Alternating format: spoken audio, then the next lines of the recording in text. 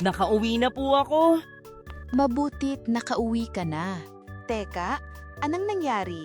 Nasaktan ka ba? Opo, nadapa po ako ng matindi habang pauwi. Mukhang malalayan. Halika, tara sa ospital. Nakauwi na po ako. Ay, siya nga po pala. Sinabi ko po sa teacher ko na nadapa ako. At ibinigay nila ito sa akin para sa'yo. Sistema ng tulong benepisyo para sa pinsala at aksidente? Oo, parang naaalala ko nga to. Ha?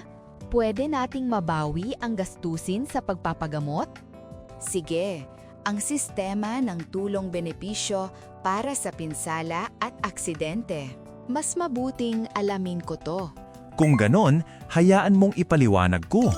Ang sistema ng tulong benepisyo para sa pinsala at aksidente ay sumasaklaw sa gastusin sa pagpapagamot para sa mga pinsalang nangyari sa ilalim ng pangangasiwa ng mga paaralan at kindergarten at nagbibigay ng kompensasyon sa mga kaso ng kapansanan o kamatayan.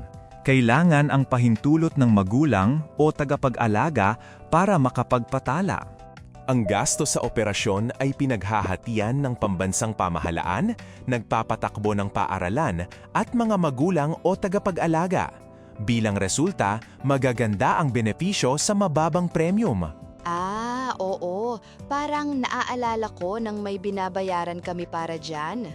Ang benepisyo ay kinakalkula bilang ang halagang ginastos mo mismo kasama ang 10% ng kabuuang gastusing medikal.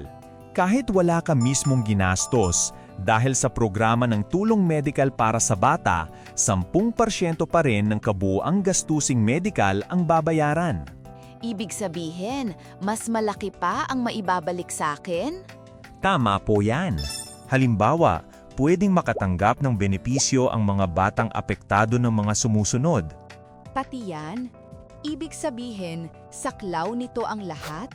Hindi lahat nasasaklaw nito.